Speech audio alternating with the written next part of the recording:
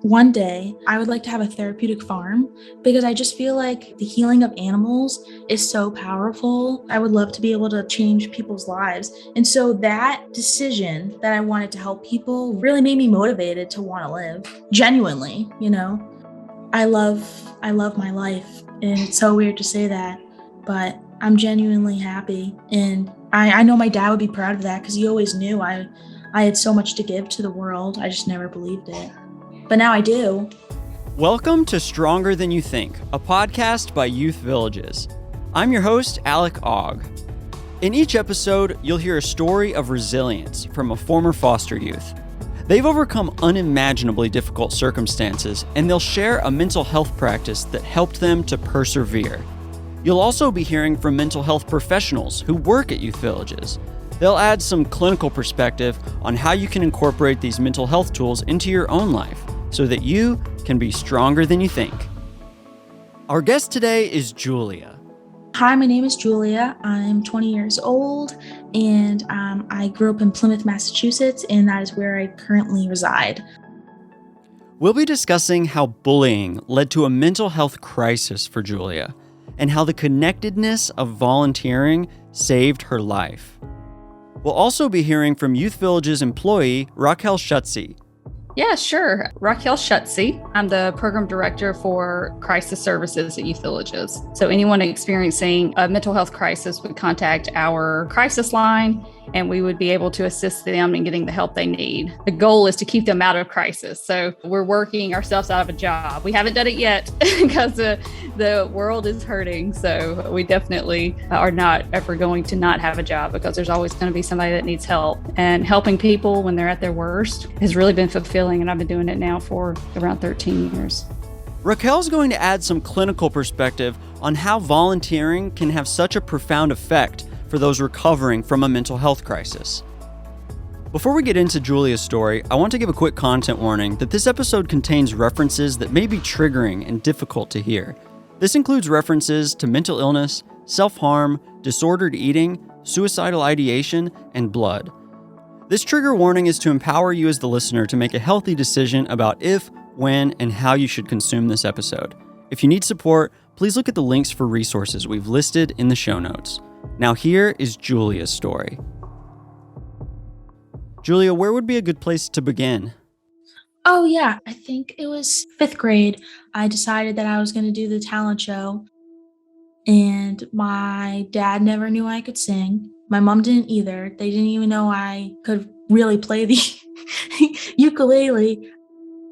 And so when they heard me sing, they were just so proud of me. I mean, my dad, he took a video of me. He played it to everyone. He played it at my cousin's graduation party on the amp. He showed every single family member. So I used to be an all-A student. I always got good grades. Everyone thought of me as an overachiever and such a happy, lovely person. I'm very privileged. I had an amazing home life, supportive parents, amazing siblings. So I feel like in 6th grade, I experienced a good amount of bullying because I used to be such an outgoing person, and I kind of plummeted due to the bullying. That's really where my mindset started to look so negative upon myself. It was actually my best friend at the time who kind of started it. And I remember where it was and everything. It was in my room. I was sitting on my bed, and she was looking through my clothes and just like judging my sizes. Oh, you're a size 7 in jeans? That's unacceptable. I'm a size 00. I'm sure I cried, but the fact that I even remember that and I still struggle with how I look is really because of that huge moment in middle school. That kind of just led to her bullying in front of me, in front of other people, and now they're laughing. They didn't have the intent to hurt me, I'm sure, but I mean, it definitely hurt hearing, especially about my body. I just remember like sitting in my room, staring at my razor. I didn't even have the concept of self-harm. Like I didn't even know like what that was called and that, it's bad. I just kept thinking like all these negative things about myself, like I'm fat, I'm not good enough, just constant negative, impulsive thoughts. So it was like constant, it was thought after thought. I didn't have a pause in my mind. I just felt that I was so disgusting that I deserved to hurt myself. It was like all 4 blades on it that I used. I didn't take it out. I didn't even think of that. I was shaking a lot. I was really hot.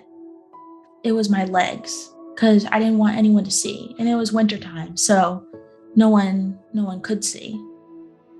Razor blades, when you do cut with them, like blood, there is a good amount of it. It eventually stops, but there is a good amount of it. And I just felt like I couldn't breathe. It was a horrible feeling, but I remember like I went to sleep right after because I was just so overwhelmed and worked up, especially that like what I just did. After that, it was downhill from there. Once I started self-harming more, I developed more ideas about how I could hurt myself more. And so that's when I started taking blades out or using knives and such. It started to become a punishment for me eating because I felt like as I shouldn't eat, but I got so hungry, like I had to have a meal. And sometimes I would binge eat. And so I would punish myself for that, but also not necessarily to feel something because eventually it was numb. Like I didn't feel anything, which is very scary getting to that point because you should feel a cut, you know? It just became this habit to get my stress out and take it out on myself. 8th grade, my best friend at the time, she saw that I was cutting. She said that I shouldn't tell anyone and that my arm looks just like disgusting. I forget exactly what she said, but she definitely like made me feel bad about it. I mean, I already feel bad about it. So just having someone else say something about it kind of bothered me. And I thought I was doing good at hiding it. I think that that's when I started going towards my arm when she noticed. That was when my first idea popped in my head that maybe I should just kill myself. Because I think I've always had, like, since 6th grade, like, it would just be easier to die, but I never had, like, the actual intent. And that was in 8th grade. I overdosed on ibuprofen. I just remember the distinct feeling in my stomach. I couldn't keep my eyes open, so I was kind of in and out. Oh, I still remember the feeling. I actually can't take ibuprofen anymore. It's very hard for me.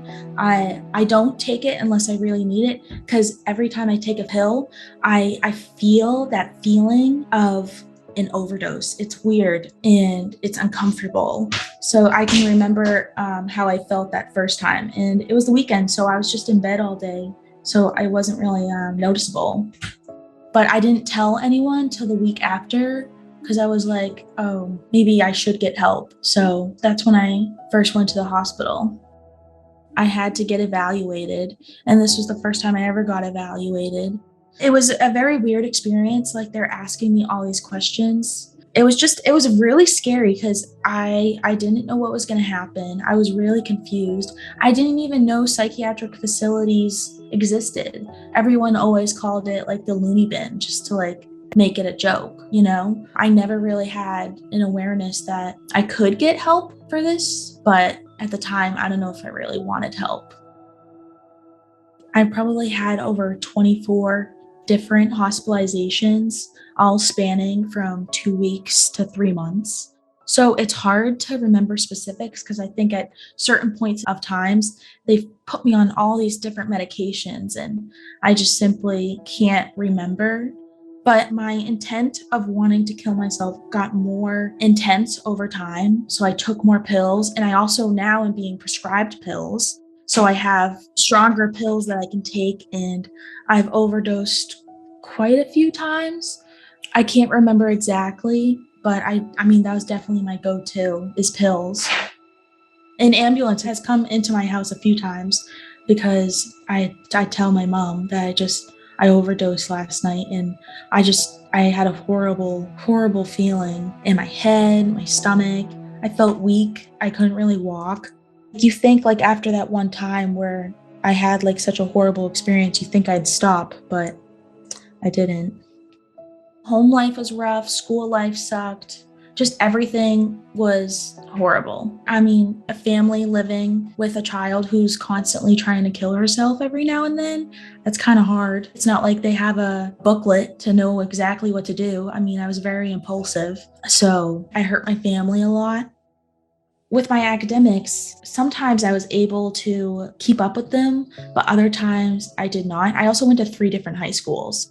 My first boyfriend was in 9th grade, and he was pretty mean, and his friends were as well. One time I got pushed into a locker. Another time they were like throwing snow at me going into school. So I was like soaking wet until the nurse gave me clothing. Just disrespectful. In 10th grade, that's where most of my hospitalizations were. The adolescent section of the hospital is just a very safe place. Everyone wants to make you feel comfortable, and you can also escape from reality. People definitely need it. But I think sometimes I also used it as a way to get away from life because I couldn't handle it anymore. And then I think the switch from like that I truly wanted to live was my last hospitalization. I was in an adult unit for the first time. It was completely different than the adolescent unit. I was mixed with all types of people struggling with mental health. I was with someone who just attempted to murder someone, and, other people struggling with anger issues and like violence issues. Being mixed with that, it was very scary every day. And obviously all of these individuals are struggling, but I had a roommate that would do some things that scared me a little bit. She would stand over my bed at night, just staring at me constantly. She would get very angry, so I was scared that I was in the room with her a little bit because I'm like, I don't know what's going to happen.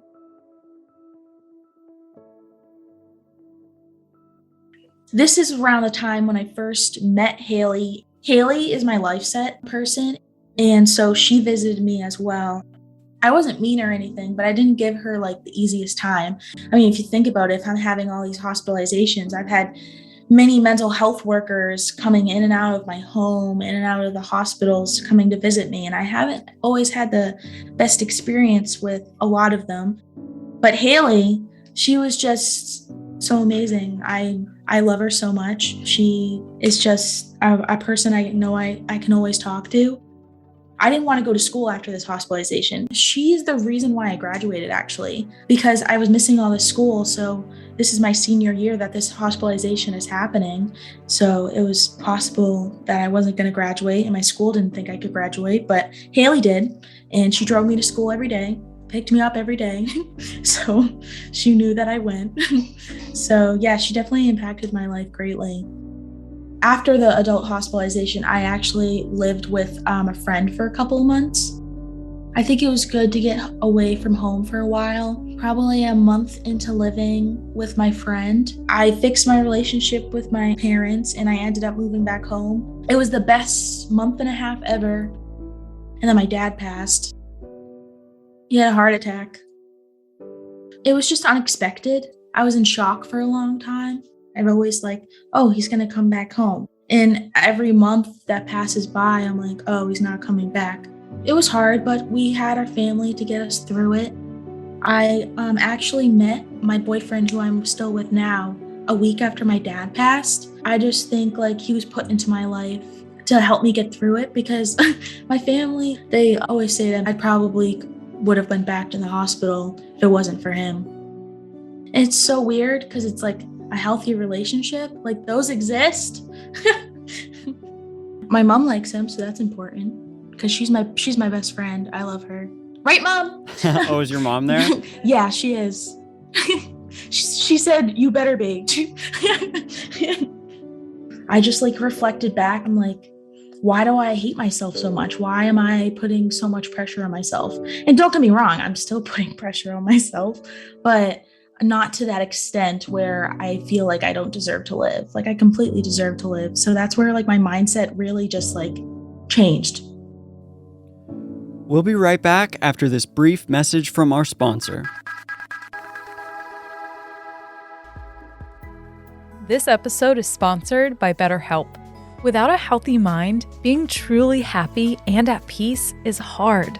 The good news is, therapy works. But what is therapy exactly? It's whatever you want it to be. Maybe you're not feeling motivated right now and would like some tools to help. Or maybe you're feeling insecure in relationships or at work, not dealing well with stress. Whatever you need, it's time to stop being ashamed of normal human struggles and start feeling better, because you deserve to be happy. And now you don't have to worry about finding an in-person therapist near you to help. BetterHelp is customized online therapy that offers video, phone, and even live chat sessions with your therapist, so you don't have to see anyone on camera if you don't want to. It's much more affordable than in-person therapy, and you can start communicating with your therapist in under 48 hours. Join the millions of people who are seeing what online therapy is really about. It's always a good time to invest in yourself, because you are your greatest asset. And special offer to Stronger Than You Think listeners. You can get 10% off your first month of professional therapy at betterhelp.com/STYT. The initials of this show. That's betterhelp.com/STYT. Thanks again to BetterHelp for sponsoring this podcast. So, Julia, what has helped you get out of that mental health crisis that you were in? I mean, if I didn't have Haley to push me, I probably wouldn't be where I am today. And for listeners who are new to the show, she mentioned that Haley is her LifeSet specialist. And LifeSet's a program from youth villages that provides support for youth who are going through that difficult transition into adulthood. Yeah, definitely. And she just told me that I'm like 3 years clean from self-harm and suicidal ideation. It's the longest I've ever been out of a hospital since 8th grade. So I don't know, 7 years, which is insane. Congratulations. What else has helped you outside of the LifeSet program in youth villages? One is volunteering, which I think truly saved my life. Like, I've met such like amazing people, which helps. And just giving back is like, I don't know, it makes me feel like I have a purpose. Where do you volunteer? At the homeless shelter, cat shelter, food pantry once with one of my friends. Oh, I also made blankets for the homeless. It was just like little instances where I experienced the amazing outcomes of volunteering for me mentally. I volunteer right now. I actually found this place right after my dad passed too. So it's like, I've met so many like significant people that have helped me through just living without him. So it's Black Feather Horse Rescue. The owner, Darlene, I love her. She is my best friend. She has gotten me through so many hard times, and she's just such an amazing person. And the animals there are just so healing because they have struggles too. I mean, a lot of these animals are from kill shelters. You know, I just want to do everything in my power to help them, because one day I would like to have a therapeutic farm, because I just feel like a therapeutic farm would allow people with disabilities or struggling with substance abuse or alcohol abuse and overall just mental health. Like, the healing of animals is so powerful. I would love to be able to change people's lives. And so that decision that I wanted to help people really made me motivated to want to live genuinely, you know? So I just think when I found the farm, I was like, this is my spot. So that's where I go when I'm having a hard time. I can just call up Darlene and be like, can I just come and hug Benny, which is one of the blind horses? So yeah, it's amazing. Sometimes I even do 15 to 20 hours a week. And through my work, because I'm kind of like a companion, almost like a paid friend for adults with autism and Down syndrome. And I take them to the farm too, and they help me volunteer. And it's just like, I love my life. And it's so weird to say that, but I'm genuinely happy. And I know my dad would be proud of that, because he always knew I had so much to give to the world. I just never believed it. But now I do.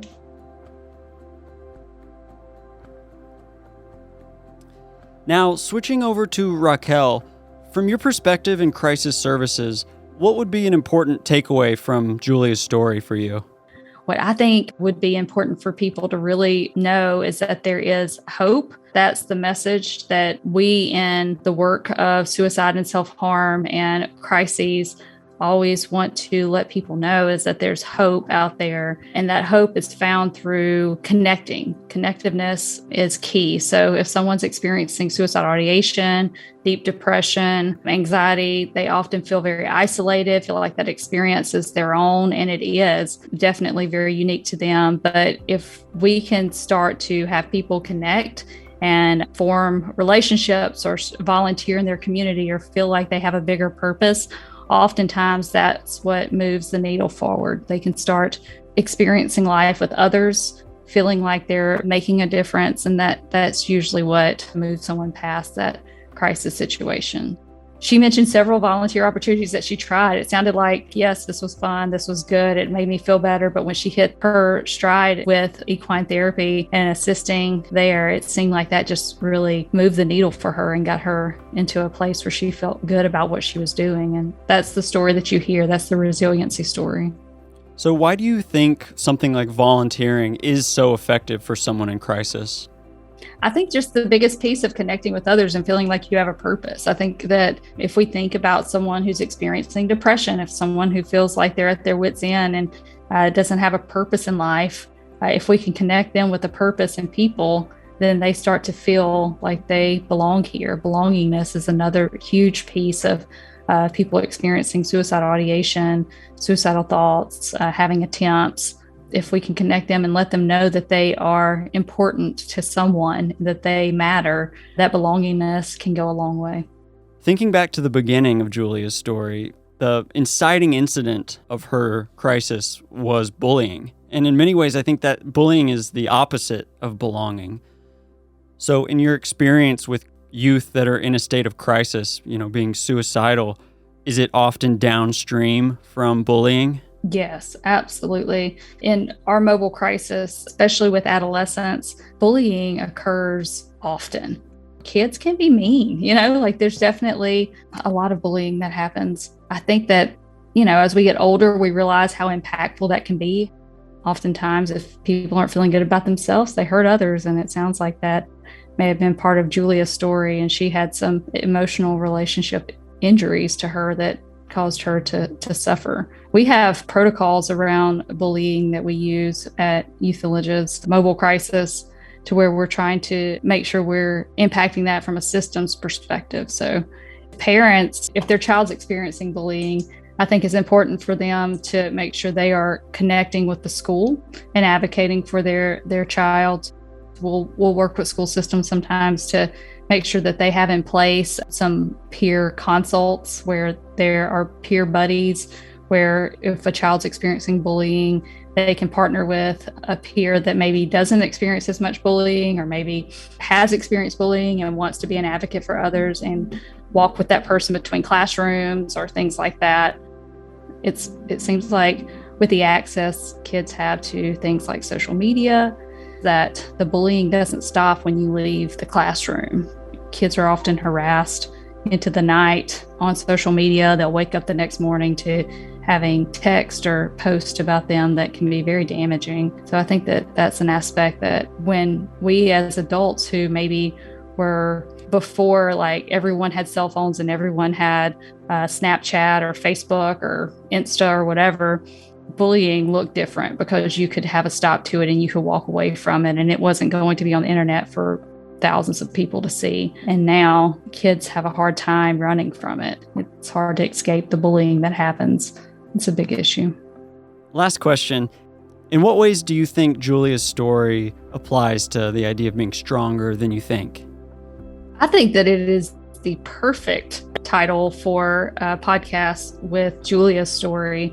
I think through her whole adolescence into college, you could see where she did not think that she was strong or worthy or had some feelings of self-doubt, lack of purpose. And then she realized through connecting with services, connecting with volunteering, connecting with her family, that she is stronger than what she thought. She definitely was able to, it sounds like, succeed in life. And I'm sure there's still going to be bumps along the road, but what she's connected with and the people that she belongs with now give her a purpose, and she's able to move forward and be successful. I think that this is the perfect title for her story. Julia, what would you tell somebody who's interested in taking a first step towards volunteering? Well, there's so many volunteering opportunities. It's insane. So pick something that you genuinely enjoy, where you don't have to think about it. You see it, do it, and you just immediately feel just a tiny bit better. Not a whole lot better, but just a tiny bit better. Whether it be dogs, cats, helping the homeless, helping out in elementary school if you love little kids. There's so many different things that you could do. And if someone was trying to build their own resilience, what advice would you give them that's been important in your journey? I probably say that other people's opinions of you do not matter whatsoever, only yours.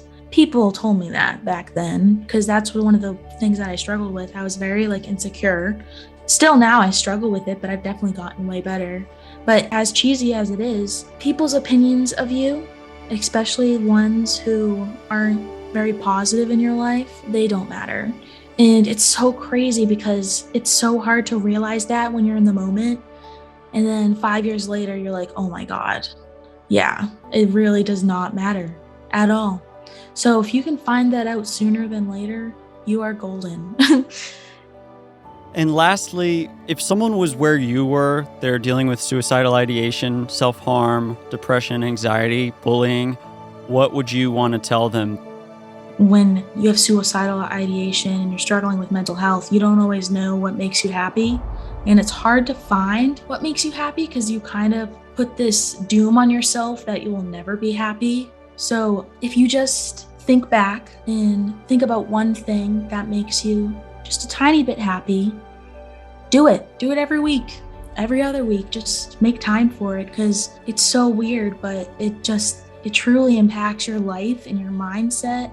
You look back, say like I do in the past 2 years, and you think, wow, just this little experience that I created for myself has impacted my overall well-being. And you'll be surprised because, I feel like people don't always think they have a future.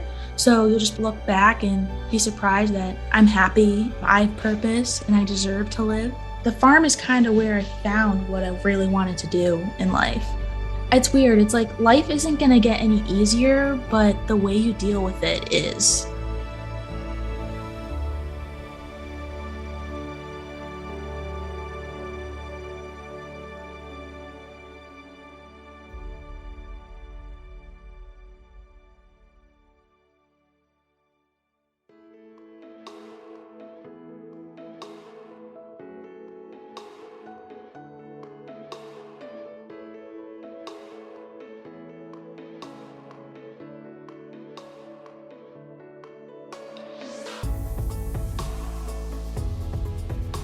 From Youth Villages, I'd like to say thank you for listening to this episode of Stronger Than You Think. And thank you to Julia for sharing your story with us. If you'd like to get involved with Youth Villages, especially volunteering, Raquel has resources where you can find out more information about our programs and how you can help. Yeah, so there's lots of opportunities to get involved with Youth Villages. We're always looking for volunteers. If you have a passion for this work and have the right degree, we can find a place for you as an employee too. If you are interested in any of that or want more information about what we do at Youth Villages, you can always go to youthvillages.org or click the links in the show notes. And if you enjoyed today's episode and want to support the show, the best thing you can do is recommend it to a friend. Maybe share it with someone who you think might need it right now. We'd also love to hear what you thought of today's episode, so leave us a review on Apple Podcasts. Production support was provided by Parasar Studios in Memphis, Tennessee. On behalf of Youth Villages, this is Alec Ogg, reminding you that you are stronger than you think.